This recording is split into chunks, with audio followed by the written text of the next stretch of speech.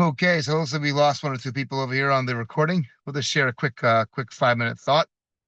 Um, okay, so we have this amazing Torah portion. We had Bereshis, which was Genesis, was the creation of the world. We had Noach, which was destruction of the world, and then rebuilding it through the flood. After the flood, we have Bereshis Noach Lech Lecha, right? We have the amazing journey that Avraham goes to find himself and to journey throughout, and the beginning of the famous 10 tests that Avraham and Sarah and their family have together, the 10 tests of Avraham. And probably for the most famous of them is really found in this week's Torah portion. The binding of Isaac, Akeida Yitzchok, the binding of Isaac.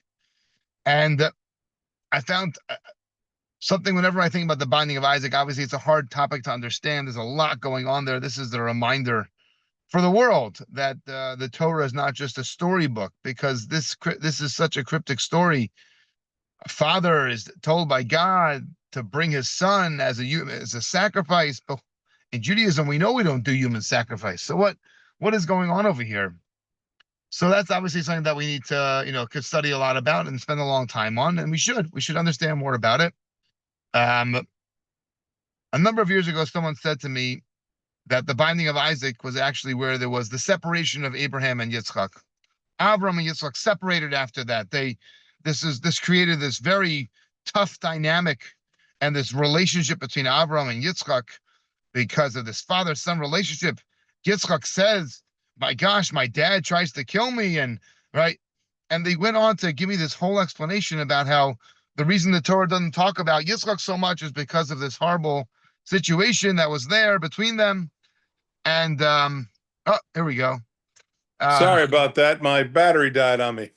Oh, there we go. Okay. I thought it was my phone. I'm right outside the house over here, and I thought there's a power outage, so I thought it was catching part of the Wi-Fi and then losing the Wi-Fi. No, so we just started talking over here a little bit about the Torah portion, and this week talks about the binding of Isaac. Perhaps one of it definitely gets on a list of the hardest topics in the Torah to understand. What is going on over here, right? We're talking about, right? We don't believe in human sacrifice. That's not a Jewish thing, not a Torah thing. And especially for Hashem to ask Avraham, who is like known for his chesed, for his kindness, he's going to ask him to go ahead and slaughter his son. Like the whole thing doesn't seem to really make sense. And obviously that just tells us that there's much more going on over here.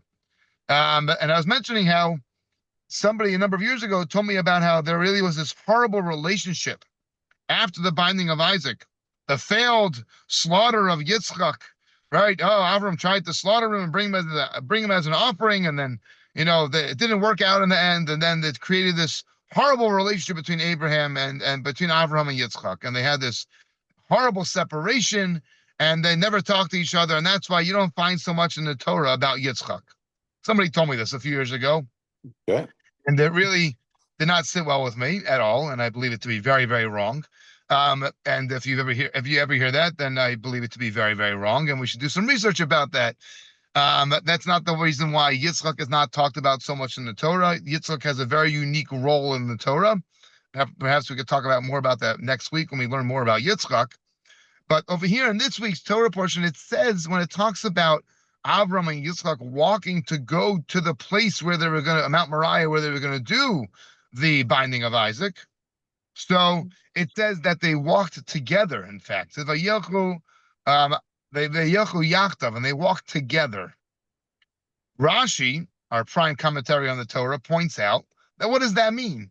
It means to say that Avraham and Yitzchok walked together in the same way, meaning that Yitzchok was all excited over here, right? Yitzchok and we're dancing and we're singing. We're on the way to go do a mitzvah, and Avraham is dancing and singing and frolicking because they're on the way to go do a mitzvah, which is something that Now the problem is at that moment, Yitzchok did not understand that he was the subject of the offering. But you see later it says the same type of language once he already was informed that he was going to be the offering, and still They were in the same space, same place. But what's amazing about this, I think, when this Rashi points this out over here about how there was like almost a dancing and a singing of the opportunity to go do a mitzvah, right? I find that to be tremendous, especially over here. Avraham, he's the father, right? He's just been told by God that, hey, you're going to have a son, right? Now, it really was, I think Yitzchok was 37. So 37 years earlier, he had been told that you're going to have a son and you are going to have children, right? Not just Ishmael, you're going to have other children, and, everything's going to travel through that kid, through that son, not through Ishmael, through Yitzchok. Okay, those don't want to have a discussion about that. All right, that's another fun discussion, but we're not going to go there tonight. But here we have the Torah is telling us, Rashi's pointing out to us that the way that Avram was going to do this mitzvah was with this unbelievable level of joy. And it really is unbelievable. And what about the doubt that should have been there for Avraham?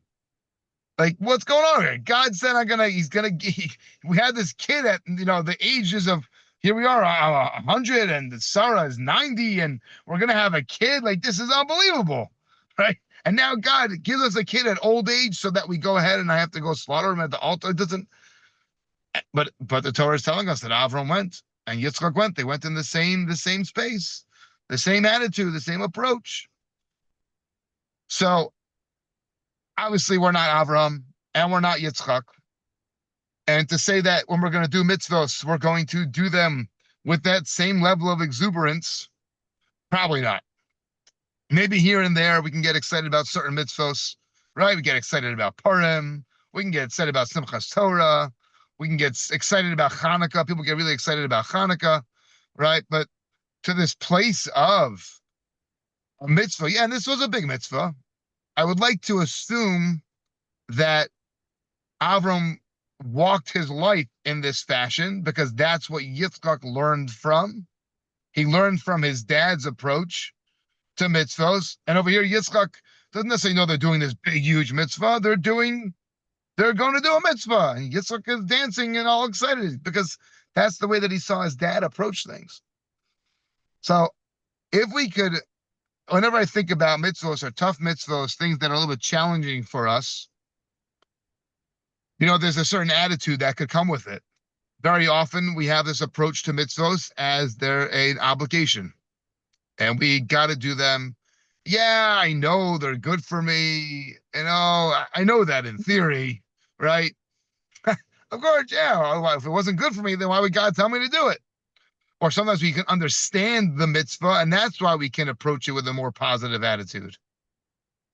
But most mitzvahs, we don't necessarily understand. We don't necessarily see how they're good for us.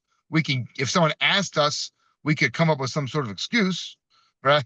We can give them some sort of answer, right, to what's so good about it. But do we have that approach to it? So really, mitzvahs are opportunities. And I think that's part of what the Torah is teaching us over here. Mitzvahs are opportunities. And Avraham and Yitzchok, when they did a mitzvah, they approached it with joy. The Torah portion opens up. Here we have Avraham is within the 3 days of having had his bris at the age of 99. He had his bris. He's for sure not very comfortable because it's day 3. But what's he doing? He's sitting at the doorway of his tent trying to find guests. And God says, I made it really hot so the guests would stay away. And Avraham says, as much pain as I'm in from this circumcision that you told me to do, I'm also pained by the fact that nobody's here. I need to be giving. I need to be sharing. I need to be involved with people. And Hashem says, basically, Avram, you're crazy. And that's really wonderful, amazing that you have this. So you know what? I'll provide for you some guests. And he has these 3 guests that come. So clearly, this was the Avram approach to life. And the way that it impacted his child, says Rashi over here, as they're walking to go do the binding of Isaac, is Yitzchok is also dancing and singing as he's going to do a mitzvah. So I think it's something that's tremendous for us to think about and to find ways, maybe not every mitzvah that we do, but are there some mitzvahs in our life that perhaps either we could fake it to make it and get excited about it, even though we're not so excited about it, or perhaps the more healthy approach might be, or maybe the more real approach for us might be, what's a mitzvah that we're already doing and we do it just because, and perhaps we can learn a little more about it, which should help us get to a place of joy when it comes to doing it, as opposed to it being a routine. And it's the other night I was singing to one of my kids every night before we go to sleep. We say the Shema together. So I just, for fun, I wanted to see like what he thought about what the verse of Shema is talking about. Right? Something we do all the time. We rattle it off like it's nothing. Yep. We probably know the Hebrew, we know the English, and we could just say it. But how often, or have we ever stopped to really understand just that verse, which is like it's the statement we say when we go through big moments in life, towards the end of life. It's one of the final statements that we make when we're passing on from the world. Yeah. Something like that. And it's a mitzvah where we should try to say at least twice a day, really 3 times a day to say the Shema. So how do we feel about it? We're doing it anyways. Let's get excited about it. Let's learn more about it. Let's understand it more. These kinds of things. I think it's tremendous. I gave a class in Columbus where I went through the songs that we sing on Shabbat, the Zmiros, the songs we sing at the Shabbos meals. And it was called Sing Me a Song, You're the Zemer Man, I think is what it was called, like Zemer Zemirot. So I think that's what I called it. But all I did in this class, it was so great for me, is I actually went through songs that I had been singing for years, but I never stopped to think about them. Never stopped to know what they were talking about. All right. And I just slowed down and I went through the verses and stanzas slowly, understood them, and some of them are very Kabbalistic, so I didn't necessarily understand those fully. But even just a simple translation and basic idea of what they were talking about, it was a game changer when it came to my singing my songs on Shabbos. And we all get into them, when we sing them, we get all excited. Wow, what I was talking about.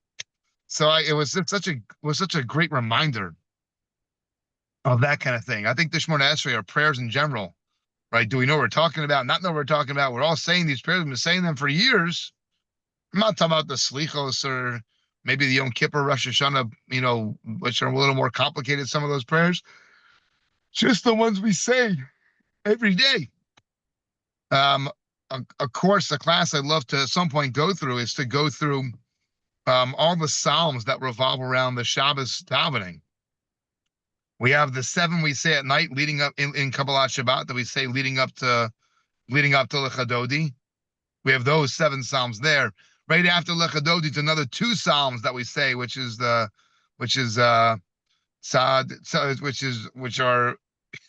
just another. So by the time you finish the service, you have 1, 2, you have 7, you have 9.